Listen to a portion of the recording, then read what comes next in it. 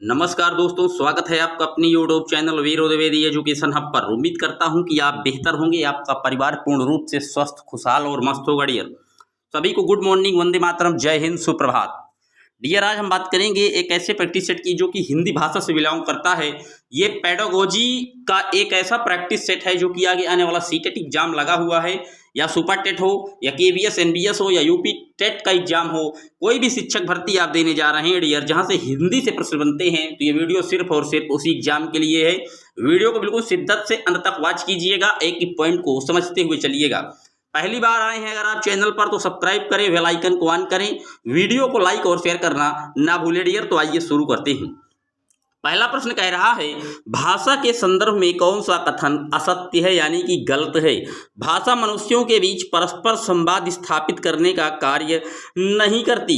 बस डियर, पहला ही ऑप्शन आपको बिल्कुल मिल गया, असत्य ही पूछ रहा था और यही इसका एकदम असत्य है। आगे के ऑप्शनों को पढ़ने की आपको कोई जरूरत ही नहीं पड़ी, क्योंकि भाषा क्या ज्ञानार्जन का साधन है, बिल्कुल सही है। भाषा सामाजिक अस्मिता का साधन है, बिल्कुल करेक्ट है। भाषा क्या नियमबद्ध व्यवस्था भी है, ये भी सही है।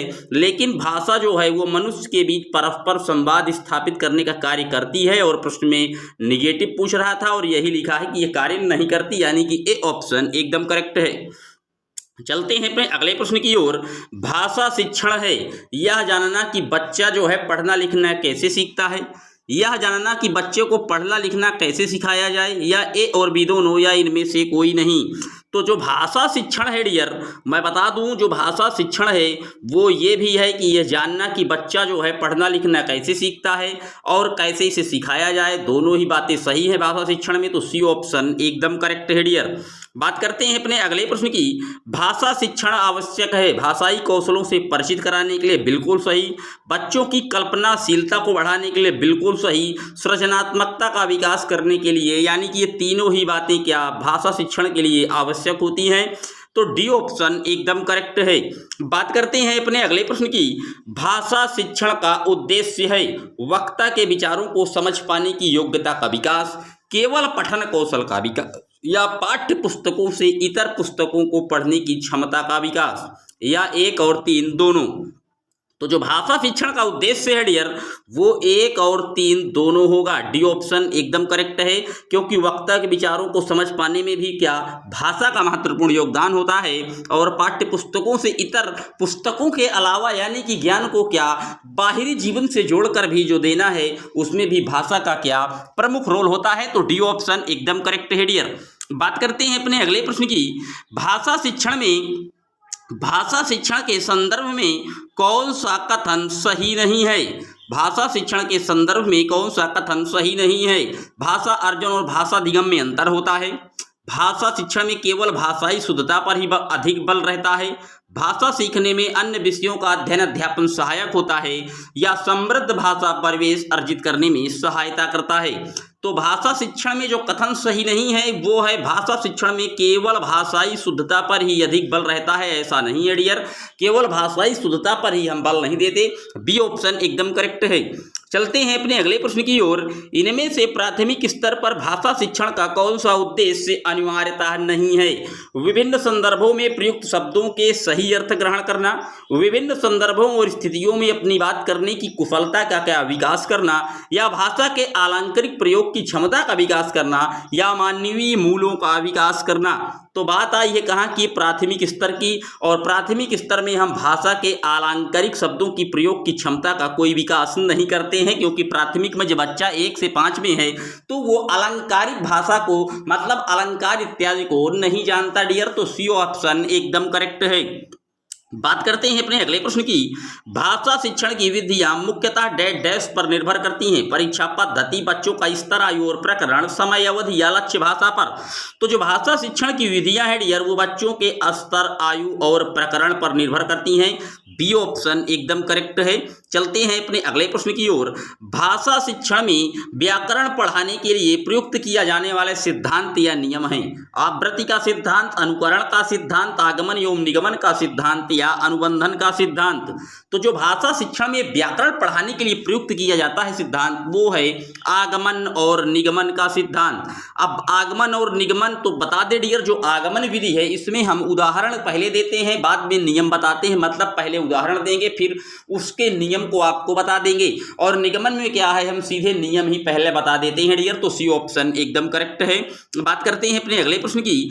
अभिप्रेरणा का सिद्धांत है विद्यार्थियों को प्रोत्साहित करने पर बल देता है, विद्यार्थियों को अभ्यास करने के लिए कहता है, सीखी हुई बातों की पुनरावृत्ति करने के लिए कहता है, या उपरोक्त में से कोई नहीं। तो मोटिवेशन का जो कार्य है वो विद्यार्थियों को प्रोत्साहित करने पर ही बल देता है। ये ऑप्शन एकदम करेक्ट है।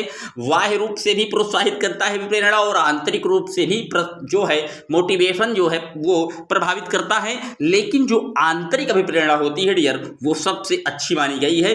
तो इसका जो ए ऑप्शन है एकदम करेक्ट है। चलते हैं अपने अगले प्रश्न की ओर।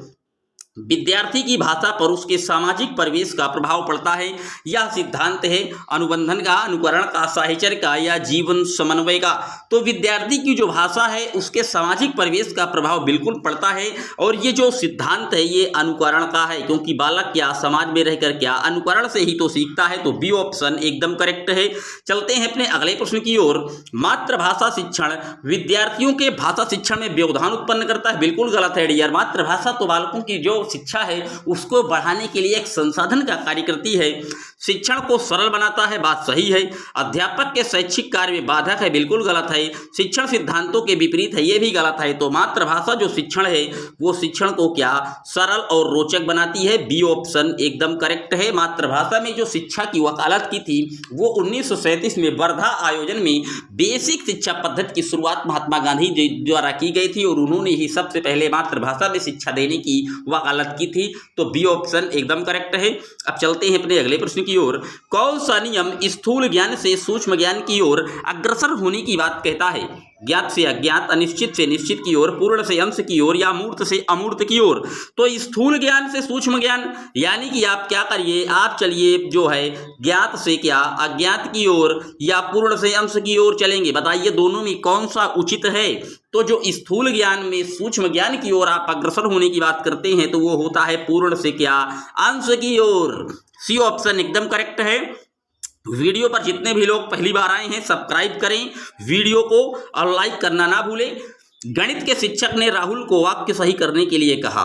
उनके द्वारा ऐसा करना भाषा शिक्षण के किस सिद्धांत के अंतर्गत आएगा। मनोरंजन, अनुकरण, मौखिक एवं लेखन कार्य का सिद्धांत, या बहुमुखी प्रयास। तो गणित का शिक्षक है लेकिन राहुल को क्या करने को सही कह रहा है, वाक्य, यानी कि क्या वो बहुमुखी प्रयास कर रहा है, ताकि डियर जो बालक है वो गणित में ही नहीं बल्कि क्या वाक्य यानी कि हिंदी में भी क्या उसका विकास हो सके, उसका डेवलपमेंट इंक्रीज हो सके। तो डी ऑप्शन एकदम करेक्ट है। चलते हैं अपने अगले प्रश्न की ओर। कविता पाठ करवाना किस सिद्धांत के अंतर्गत आता है। जीवन समन्वय का सिद्धांत, शिक्षण सूत्रों का सिद्धांत, क्रियाशीलता का सिद्धांत, या बाल केंद्रिता का सिद्धांत। तो डियर जो कविता पाठ करवाना है ये बाल केंद्रिता में नहीं आएगा, क्योंकि कविता पाठ करवाने की बात की जा रही है, यानी कि क्रियाशीलता की बात कर रहा है, जो आप कोई क्रिया कर रहे हैं डियर। तो सी ऑप्शन क्रियाशीलता के सिद्धांत पर आधारित है डियर। चलते हैं अपने अगले प्रश्न की ओर। आरंभ में इनमें से किस सिद्धांत के आधार पर बालक जो है वो भाषा सीखता है। बहुमुखी प्रयासों के सिद्धांत पर, मनोरंजन के सिद्धांत पर, अनुकरण के सिद्धांत पर, या अभ्यास के सिद्धांत पर। तो प्रारंभ की बात जब भी आए तो आप सिर्फ और सिर्फ अनुकरण की बात करिएगा, क्योंकि बालक जो प्रारंभ में सीखता है वो सिर्फ अनुकरण के माध्यम से सीखता है, यानी कि क्या अपने से बड़ों को देख कर ही वो चीज़ों को अपने जो अंदर व्यवहार में क्या वो लाता है, लागू करता है डियर। तो सी ऑप्शन एकदम करेक्ट है। भाषा शिक्षण की अनुवाद विधि मातृभाषा को मध्यस्थ नहीं बनाती, मातृभाषा की उपेक्षा करती है, मातृभाषा को मध्यस्थ बनाती है, या लक्ष्य भाषा को ही श्रेष्ठ सिद्ध करती है। तो बता दें डियर जो भाषा शिक्षण की अनुवाद विधि है ये मातृभाषा को मध्यस्थ नहीं बनाती। ए ऑप्शन एकदम करेक्ट है। भाषा की कक्षा में कौन सी शिक्षण युक्ति सबसे कम प्रभावी है। कम की बात पूछ रहा है।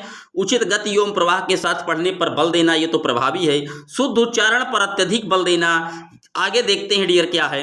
बच्चों की रुचि के अनुसार परिचित विषय या प्रसंग पर चर्चा करना ये भी बेटर है। दूसरों की हस्तलिखित सामग्री, पत्र आदि पढ़वाना ये भी करेक्ट है, लेकिन शुद्ध उच्चारण पर अत्यधिक बल देना ये बात थोड़ा कम प्रभावी लग रही है चारों में से, और यही इसका एकदम करेक्ट ऑप्शन है। बी एकदम करेक्ट है डियर। बात करते हैं अपने अगले प्रश्न की। कहानियां बच्चों के भाषा विकास में किस प्रकार से सहायक हैं? ये भाषिक नियम ही सिखाती हैं, बच्चों के खाली समय के सदुपयोग करने में मदद करती हैं, ये पाठ्य पुस्तक का सबसे महत्वपूर्ण हिस्सा है, या ये बच्चों की कल्पना शक्ति, सृजनात्मकता, चिंतन को बढ़ाती हैं? तो जहां बात कहानी की आए तो आप सीधे मार दीजिएगा कल्पना शक्ति और चिंतन को। क्या ये इंप्रूव करती हैं डियर? जब आप कोई कहानी बच्चों को सुनाते हैं तो उनमें जो कल्पनात्मकता क्षमता का विकास होता है बहुत ज्यादा हो जाता है, क्योंकि कहानी के आगे आगे वो सोचने लग जाता है कि अब क्या होता, फिर क्या होगा।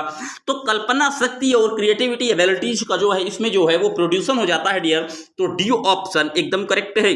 बात करते हैं अपने अगले प्रश्न की। गणित विज्ञान सामाजिक विज्ञान की कक्षाएं एक तरह से भाषा की ही कक्षाएं हैं। इस कथन के समर्थन में कौन सा तर्क सबसे कमजोर है, यानी कि सबसे वीक पॉइंट है?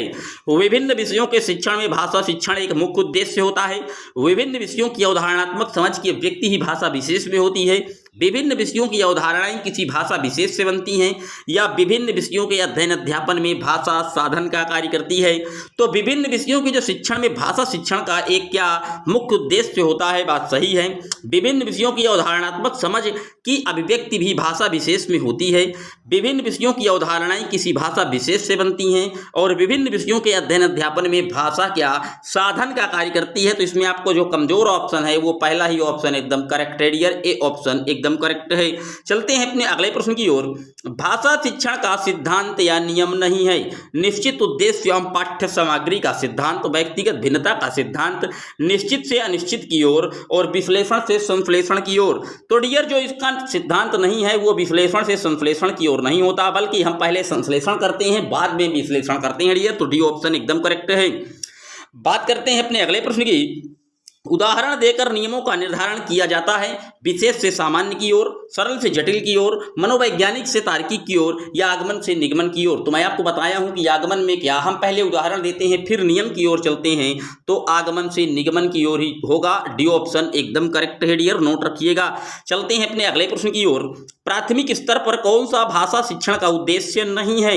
विभिन्न संदर्भों में भाषा का प्रभावी प्रयोग करना बिल्कुल सही है। स्पष्टता एवं आत्मविश्वास के साथ अपनी बात कहना बिल्कुल सही है। वर्णमाला को क्रम से कंठस्थ करना, यही बात गलत है, क्योंकि हमें रटने की कोई बात करनी नहीं। एनसीएफ जो है वो रटने के खिलाफ बात करता है। हमें वर्णमाला को क्रम से कंठस्थ कराने से कोई भाषा जो शिक्षण का कोई उद्देश्य की पूर्ति नहीं होती डियर। सी ऑप्शन एकदम करेक्ट है।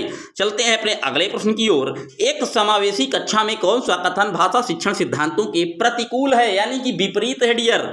व्याकरण के नियम सिखाने से बच्चों का भाषा विकास शीघ्रता से होगा, बिल्कुल गलत है, और यही इसका पहला ही ऑप्शन एकदम करेक्ट है, क्योंकि गलत ही पूछा जा रहा था। आगे के ऑप्शनों को पढ़ने की आपको जरूरत ही नहीं, क्योंकि व्याकरण के नियम सिखाने से बच्चे का भाषा विकास कोई शीघ्रता से नहीं होता।